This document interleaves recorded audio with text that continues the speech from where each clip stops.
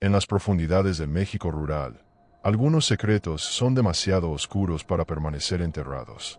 El sol de agosto caía como plomo derretido sobre las calles empedradas de Aguascalientes en 1968.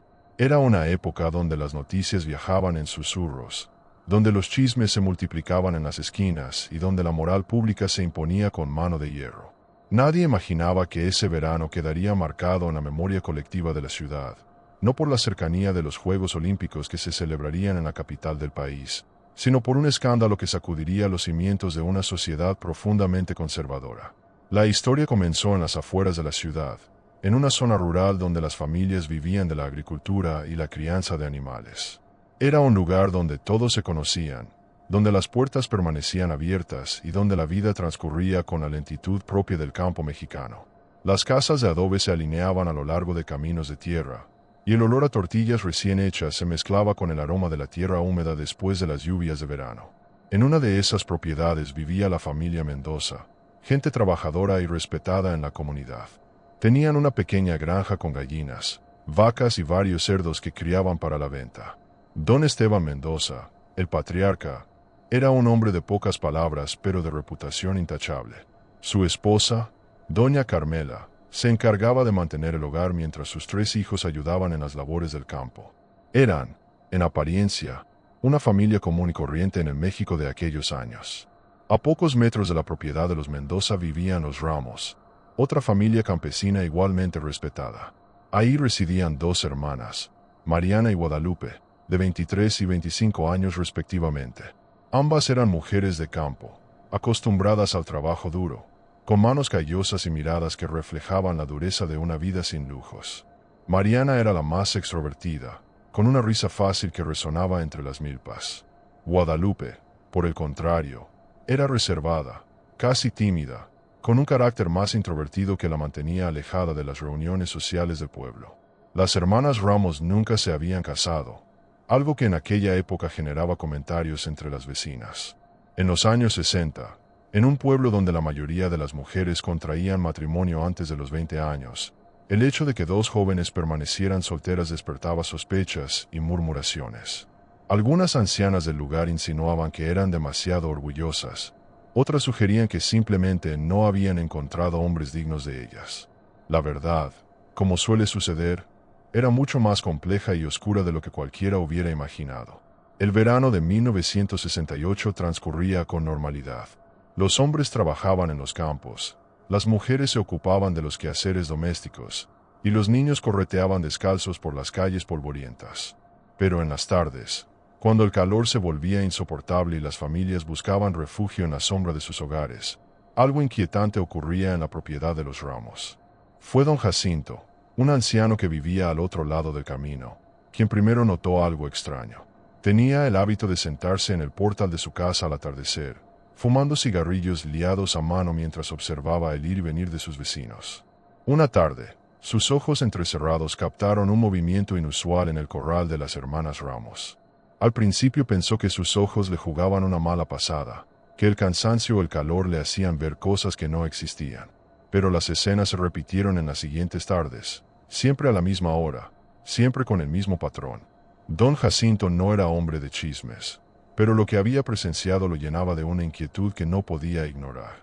Durante días luchó consigo mismo, debatiendo entre su deber moral de informar a las autoridades y el temor de equivocarse, de arruinar la reputación de 2 mujeres basándose en lo que podría ser simplemente un malentendido. Sin embargo, las imágenes que había visto se repetían en su mente como una pesadilla recurrente, y finalmente tomó una decisión que cambiaría el destino de toda la comunidad. Una mañana de principios de septiembre, don Jacinto caminó hasta la presidencia municipal con pasos lentos pero decididos.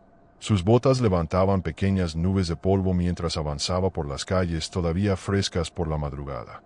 Al llegar, solicitó hablar con el presidente municipal, don Arnulfo Sánchez, un hombre corpulento de bigote tupido que llevaba 2 décadas administrando los asuntos del pueblo con mano firme. La conversación entre ambos hombres duró más de una hora. Don Jacinto hablaba en voz baja, casi avergonzado de las palabras que salían de su boca. Don Arnulfo escuchaba con el ceño fruncido, incrédulo al principio, luego profundamente perturbado. Lo que el anciano describía era algo que desafiaba toda lógica, algo tan aberrante que resultaba casi imposible de creer. Y sin embargo, la seriedad en el rostro de don Jacinto, su reputación de hombre honesto y sobrio, no dejaban lugar a dudas sobre su sinceridad. El presidente municipal entendió inmediatamente la gravedad de la situación. No se trataba solamente de un posible delito, sino de un escándalo que podría manchar la reputación de toda la comunidad. En aquellos años, Aguascalientes se enorgullecía de ser una ciudad conservadora, católica, de buenas costumbres. Un asunto como este, si llegaba a oídos de la prensa nacional, convertiría al pueblo en el hazmerreír de todo México. Don Arnulfo sabía que debía actuar con rapidez, pero también con extrema discreción. Esa misma tarde, el presidente municipal convocó a una reunión de emergencia con el juez local, don Heriberto Villaseñor, y con el comandante de la policía municipal, el capitán Rodrigo Esparza. Los tres hombres se reunieron a puerta cerrada en la oficina de don Arnulfo, donde las cortinas fueron corridas y las voces se mantuvieron en murmullos cuidadosos. Don Jacinto fue llamado nuevamente para que repitiera su testimonio ante las autoridades. El anciano, con manos temblorosas, narró una vez más lo que había presenciado durante las últimas semanas. Según su relato, en las tardes, cuando el sol comenzaba a descender y las sombras se alargaban sobre los corrales, las hermanas Ramos se dirigían al chiquero donde mantenían a un cerdo particularmente grande. Don Jacinto describió escenas que hicieron palidecer incluso al curtido capitán Esparza. Las mujeres, según el testimonio del anciano, mantenían actividades de naturaleza sexual con el animal. Lo hacían con regularidad, casi como si fuera parte de una rutina establecida. El anciano había observado estas escenas en múltiples ocasiones, siempre desde la distancia, siempre con la misma mezcla de horror y repulsión. El juez Villaseñor, un hombre de leyes pero también profundamente religioso, escuchaba con el rostro desencajado. En sus 30 años ejerciendo la justicia en Aguascalientes, nunca había enfrentado un caso semejante. La zoofilia no era un delito que apareciera frecuentemente en los códigos penales de la época, pero existían disposiciones sobre actos contra la moral pública y las buenas costumbres. Además, estaba la cuestión de la salud pública y los posibles riesgos de enfermedades que estas prácticas podían representar. El capitán Esparza fue el primero en hablar después del silencio que siguió al testimonio de don Jacinto. Con voz grave, propuso organizar un operativo para esa misma noche. Si las acusaciones eran ciertas, era necesario documentar los hechos y proceder con las detenciones correspondientes. Don Arnulfo asintió lentamente, consciente de que no había marcha atrás. El juez Villaseñor redactó una orden de cateo, fundamentándola en la denuncia de un testigo creíble sobre posibles actos contra la moral pública. Mientras la noche caía sobre Aguascalientes, 4 agentes de la policía municipal se preparaban para una misión que ninguno de ellos había imaginado realizar jamás. El capitán Esparza les había dado instrucciones precisas: observar, documentar y, si las acusaciones se confirmaban, proceder con las detenciones. Los hombres se movieron en silencio por las calles oscuras, evitando los faroles y manteniéndose en las sombras. La propiedad de las hermanas Ramos estaba ubicada en una zona poco transitada, lo que facilitaba la aproximación discreta. Eran cerca de las 8 de la noche cuando los agentes se posicionaron alrededor del corral. La luna llena iluminaba el paisaje con una luz plateada que convertía las sombras en manchas negras y densas. Desde su posición, los policías podían ver el chiquero donde, según don Jacinto, ocurrían los actos aberrantes. Al principio, no había movimiento alguno. Los minutos transcurrían con lentitud tortuosa mientras los hombres permanecían ocultos, atentos a cualquier señal. Entonces, una puerta se abrió en la casa principal. 2 figuras femeninas emergieron, caminando con pasos seguros hacia el corral. Incluso a la distancia, los policías pudieron reconocer las siluetas de Mariana y Guadalupe Ramos. Las mujeres portaban lámparas de queroseno que proyectaban círculos de luz amarillenta en la oscuridad. Se dirigieron directamente al chiquero más grande, donde un cerdo de considerable tamaño gruñía suavemente. Lo que sucedió en los siguientes minutos quedó grabado en la memoria de los 4 agentes como una pesadilla que los perseguiría durante años. Las hermanas Ramos, efectivamente, comenzaron a realizar actos que confirmaban las acusaciones de don Jacinto. Los policías, entrenados para enfrentar situaciones de violencia y crimen, Se encontraron paralizados ante una escena que desafiaba toda comprensión. El capitán Esparza tuvo que recuperar la compostura antes de dar la orden de intervenir. Los gritos de policía rompieron el silencio de la noche rural. Las hermanas Ramos, sorprendidas en pleno acto, intentaron huir pero fueron rápidamente rodeadas por los agentes. Mariana comenzó a llorar desconsoladamente, mientras Guadalupe permanecía en silencio, con la mirada fija en el suelo. Las lámparas caídas proyectaban sombras danzantes sobre las paredes del corral, creando una atmósfera surrealista y pesadillesca.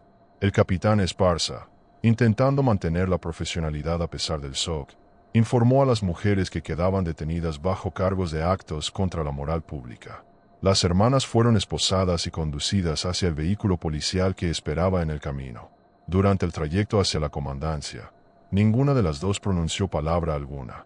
El silencio era tan denso que incluso los policías evitaban mirarse entre sí, como si el contacto visual pudiera hacer más real la pesadilla que acababan de presenciar. La noticia del arresto se propagó por el pueblo con la velocidad de un incendio en época de sequía.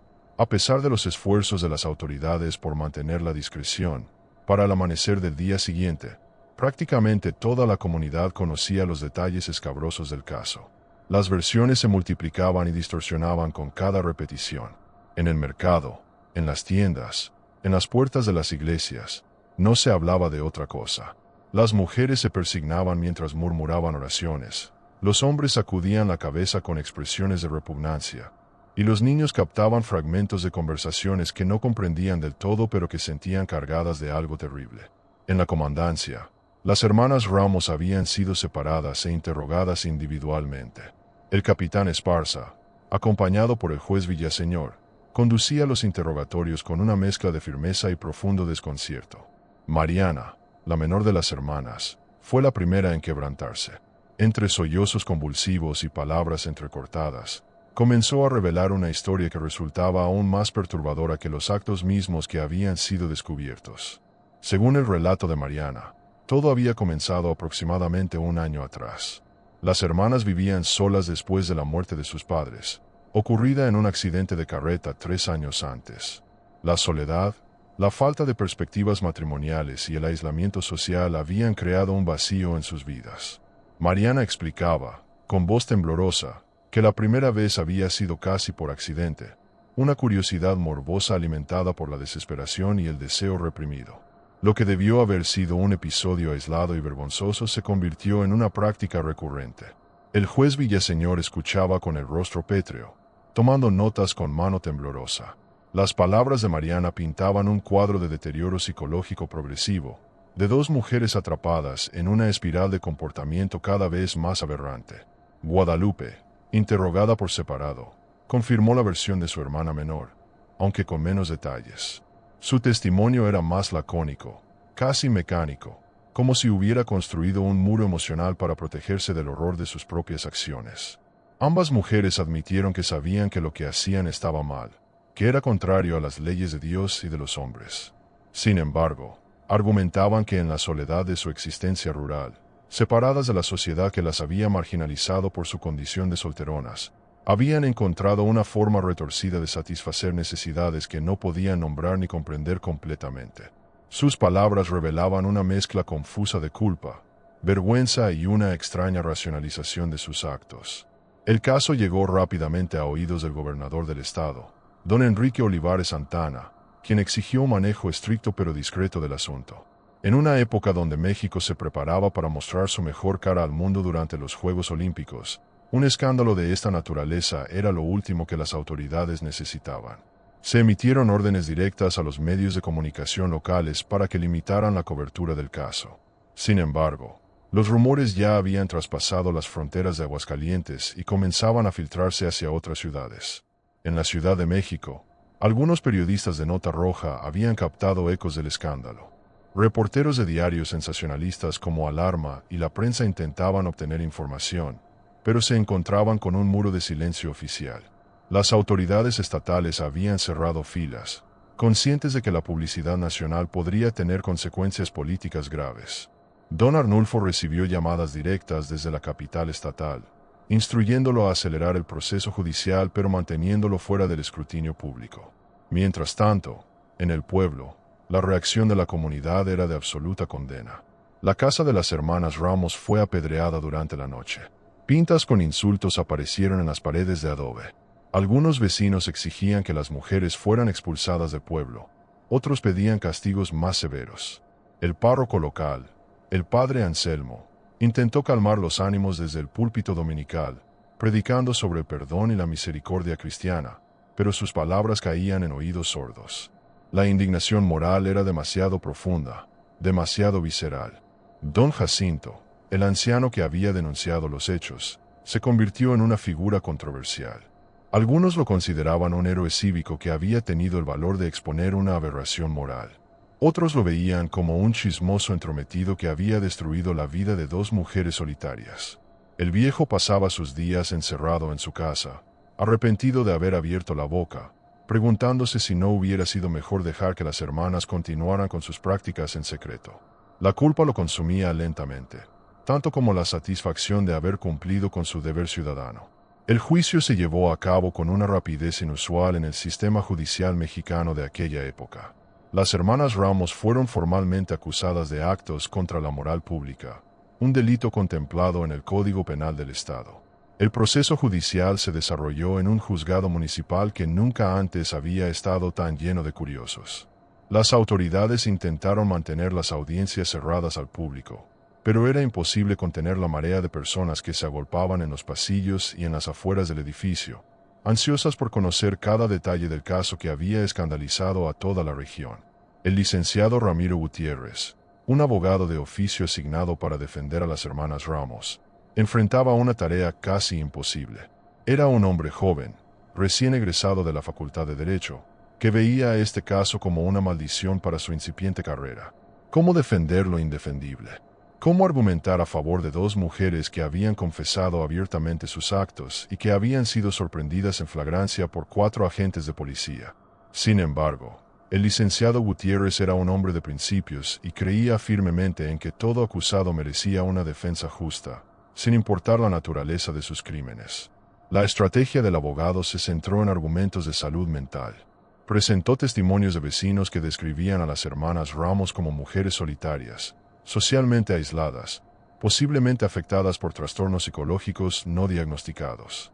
Argumentó que la muerte traumática de sus padres, seguida por años de ostracismo social debido a su condición de solteronas, había deteriorado su salud mental hasta el punto de nublar su juicio moral. El licenciado Gutiérrez solicitó que se realizara una evaluación psiquiátrica de las acusadas antes de proceder con la sentencia. El juez Villaseñor, presionado por las autoridades estatales para resolver el caso rápidamente, accedió a regañadientes. Un médico psiquiatra de la Ciudad de México, el doctor Agustín Fernández, fue traído especialmente para evaluar a las hermanas. Durante 3 días, el doctor Fernández entrevistó extensamente a Mariana y Guadalupe, aplicó pruebas psicológicas rudimentarias disponibles en aquella época y revisó su historial familiar. Su informe, presentado al juzgado una semana después, resultó ser tan complejo como inquietante. El doctor Fernández diagnosticó a ambas mujeres con lo que en aquella época se denominaba neurosis severa con componentes de desviación sexual. Explicó que el aislamiento social prolongado, combinado con la represión sexual característica de la época y el trauma de la orfandad, había creado condiciones propicias para el desarrollo de comportamientos parafílicos. Sin embargo, el psiquiatra también concluyó que las mujeres eran plenamente conscientes de la naturaleza incorrecta de sus actos, lo que significaba que no podían ser consideradas inimputables por razones de salud mental. El informe del doctor Fernández se convirtió en el documento central del juicio. El fiscal, un hombre severo llamado licenciado Abundio Castrejón, lo utilizó para argumentar que las acusadas, a pesar de sus problemas psicológicos, habían actuado con plena conciencia y premeditación. Presentó evidencia de que las actividades habían sido sistemáticas, ocurriendo regularmente durante meses, lo que demostraba que no se trataba de episodios aislados de conducta impulsiva, sino de un patrón establecido de comportamiento desviado. Las sesiones del juicio se extendieron durante 2 semanas, aunque en realidad el veredicto estaba cantado desde el principio. La presión social era inmensa. Fuera del juzgado, grupos de mujeres rezaban el rosario, pidiendo castigo divino y terrenal para las hermanas Ramos. Algunos hombres organizaron vigilias nocturnas, asegurándose de que nadie intentara liberar a las acusadas. El pueblo entero parecía haber enloquecido con una mezcla de indignación moral y morbo reprimido. Durante el juicio, salieron a la luz detalles adicionales que complicaban aún más el panorama. Varios vecinos testificaron haber notado comportamientos extraños en las hermanas durante meses, pero ninguno había dicho nada por temor a equivocarse o por simple incredulidad. Una comerciante de mercado recordaba haber visto a Mariana comprando cantidades inusuales de alimento para cerdos, mucho más de lo necesario para un solo animal. Un veterinario del pueblo mencionó que las hermanas habían consultado sobre la salud y cuidados especiales de su cerdo, mostrando un interés que le había parecido excesivo pero que en su momento atribuyó a simple ignorancia campesina. Estos testimonios construían la imagen de dos mujeres que habían organizado meticulosamente su vida alrededor de sus prácticas aberrantes.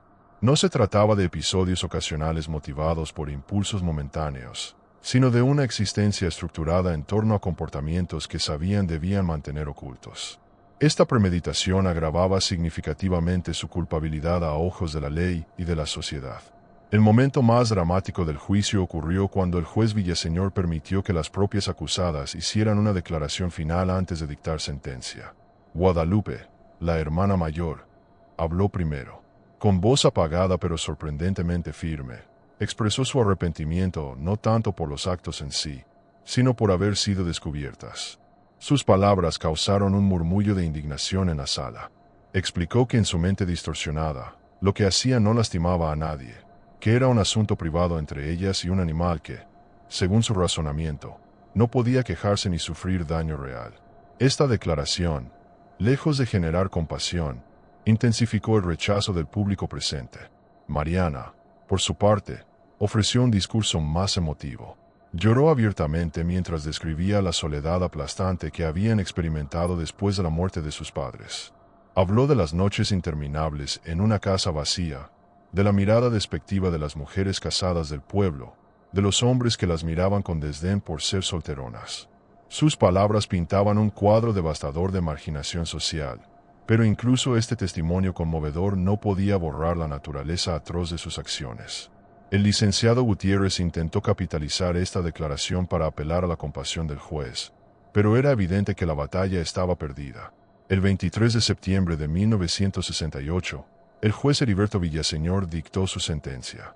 La sala del juzgado estaba abarrotada hasta el punto de resultar claustrofóbica. El aire espeso olía a sudor, perfume barato y tensión acumulada. Cuando el juez golpeó su mazo para pedir silencio, el ruido resonó como un disparo en la sala. Con voz grave y solemne, declaró culpables a Mariana y Guadalupe Ramos de actos graves contra la moral pública y las buenas costumbres. La sentencia fue de 3 años de prisión para cada una, a cumplirse en la penitenciaría del estado de Aguascalientes. Además, se ordenó el decomiso de todos los animales de su propiedad y la venta de su terreno, cuyos fondos serían destinados a obras de caridad supervisadas por la iglesia local. El juez Villaseñor agregó un comentario final, afirmando que la sentencia pretendía servir como advertencia para cualquiera que considerara desviarse de las normas morales que sostenían a la sociedad mexicana. Sus palabras fueron recibidas con aplausos por parte del público presente, un hecho inusual en un recinto judicial que evidenciaba el fervor emocional que el caso había despertado. Las hermanas Ramos fueron trasladadas esa misma tarde a la prisión estatal. El vehículo que las transportaba tuvo que abrirse paso entre una multitud hostil que se había congregado frente al juzgado. Piedras y tomates podridos golpearon las ventanas del automóvil, mientras voces furiosas gritaban insultos y maldiciones. Dentro del vehículo, Mariana lloraba sin control, mientras Guadalupe miraba al frente con expresión vacía, como si su mente ya hubiera abandonado su cuerpo. La vida en prisión resultó ser tan brutal como cabía esperar. Las hermanas Ramos se convirtieron en parias incluso entre las demás reclusas. En el mundo carcelario, donde existía una jerarquía moral entre los delincuentes, aquellas condenadas por crímenes sexuales ocupaban el escalón más bajo. Las hermanas sufrieron acoso constante, burlas crueles y ocasionales agresiones físicas. Los guardias hacían poco por protegerlas. Muchos compartían el desprecio general hacia las dos mujeres que habían manchado el nombre de Aguascalientes. Guadalupe, la hermana mayor, no logró adaptarse a las condiciones carcelarias. Su salud mental, ya frágil antes del arresto, se deterioró rápidamente. Comenzó a sufrir alucinaciones. Hablaba sola en su celda y se negaba a comer durante días. A los 8 meses de cumplir condena, fue encontrada muerta en su litera.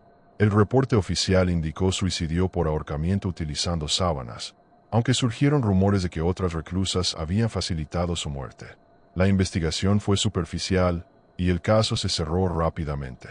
Guadalupe Ramos fue enterrada en una fosa común del cementerio municipal, sin ceremonia religiosa ni lápida que marcara su tumba. Mariana sobrevivió los 3 años completos de su sentencia, aunque la mujer que salió de prisión en 1971 poco tenía que ver con la que había entrado. Había envejecido prematuramente, su cabello se había vuelto completamente gris y su mirada reflejaba un vacío profundo. Al ser liberada, descubrió que su casa y sus tierras habían sido vendidas, tal como estipulaba la sentencia. No tenía a dónde ir ni familia que la recibiera. Los parientes lejanos que aún vivían en la región habían cortado todo contacto, avergonzados por la asociación con su apellido. Mariana vagó por las calles de Aguascalientes durante algunas semanas, durmiendo en portales y sobreviviendo de la caridad ocasional de extraños que no conocían su identidad. Eventualmente, desapareció del pueblo. Algunos dijeron haberla visto subir a un autobús con destino a Guadalajara. Otros aseguraban que se había dirigido a la Ciudad de México, buscando perderse en el anonimato de la gran urbe. La verdad es que nadie supo con certeza que fue de Mariana Ramos después de su liberación. Simplemente se desvaneció, convirtiéndose en un fantasma, en una historia de advertencia que las madres contaban a sus hijas sobre los peligros de la vida en soledad y el abandono de las normas morales.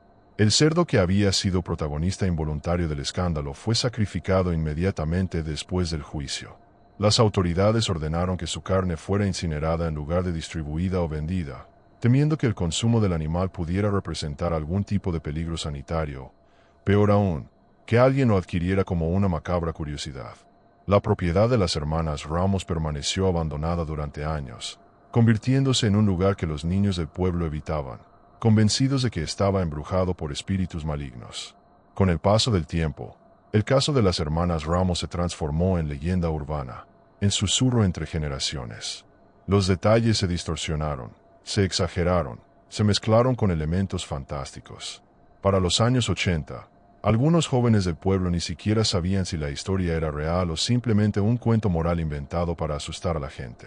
Los archivos judiciales del caso fueron clasificados y guardados en los sótanos del Palacio de Justicia, donde el polvo y la humedad comenzaron lentamente a borrar las palabras que documentaban uno de los episodios más oscuros en la historia de Aguascalientes.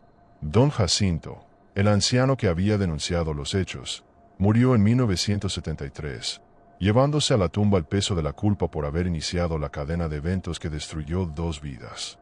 En sus últimos días, delirando por la fiebre, murmuraba disculpas dirigidas a las hermanas Ramos. El capitán Esparza, quien había liderado el operativo, nunca volvió a hablar públicamente del caso. Se jubiló tempranamente y se mudó a otro estado, buscando distancia de los recuerdos que lo perseguían. El escándalo de las hermanas Ramos dejó cicatrices profundas en la comunidad de Aguascalientes. Durante años después, cualquier comportamiento considerado extraño o desviado era inmediatamente comparado con aquel caso infame. La historia se convirtió en el estándar mediante el cual se medía la depravación moral. Las familias se volvieron más vigilantes, más desconfiadas, más cerradas. El pueblo perdió parte de su inocencia rural, consciente ahora de que bajo la superficie de normalidad podían esconderse secretos inimaginables. Hoy en día, más de 50 años después de aquellos eventos, muy pocas personas recuerdan los detalles reales del caso. La propiedad donde vivían las hermanas fue eventualmente demolida y reemplazada por construcciones modernas. No hay placas conmemorativas, no hay menciones en los libros de historia local. Es como si la ciudad hubiera decidido colectivamente borrar ese capítulo vergonzoso de su pasado. Sin embargo, en las noches tranquilas, cuando los ancianos se reúnen en las cantinas y los recuerdos fluyen con el mezcal, todavía se escuchan susurros sobre las 2 mujeres que cruzaron una línea que nunca debió ser cruzada, sobre un escándalo que sacudió los cimientos morales de una comunidad entera. El caso de las hermanas Ramos nos recuerda que la soledad humana puede llevarnos por caminos oscuros e inimaginables, que la marginación social tiene consecuencias que van más allá de lo que podemos predecir, y que a veces, la realidad supera cualquier ficción que nuestra mente pueda concebir. En las sombras de nuestra historia colectiva, historias como esta permanecen, esperando ser recordadas no como entretenimiento mórbido, sino como advertencias sobre la fragilidad de la condición humana y las consecuencias de una sociedad que abandona a sus miembros más vulnerables. Las sombras del pasado nunca desaparecen completamente, solo esperan a que alguien las ilumine nuevamente. Si este relato te ha hecho reflexionar sobre los límites de la moralidad, la complejidad del comportamiento humano y los secretos que se esconden en la historia no oficial de México, entonces ha cumplido su propósito. La realidad suele ser más extraña y perturbadora que cualquier ficción, y en los archivos olvidados de nuestros pueblos y ciudades aguardan cientos de historias similares, esperando ser contadas. Cada semana descendemos juntos a los rincones más oscuros de la historia mexicana, desenterrando casos que el tiempo intentó borrar. Si te interesa seguir explorando estos misterios que la memoria colectiva prefiere olvidar, te invito a que te quedes por aquí. Hay muchas más historias esperando en las sombras, y cada una de ellas tiene algo importante que enseñarnos sobre quiénes somos como sociedad. Nos encontramos pronto en el siguiente caso, donde la realidad nuevamente superará a la imaginación. Hasta entonces, recuerda que la historia no siempre es lo que nos enseñaron en la escuela. A veces, las verdades más incómodas son las que más necesitamos conocer.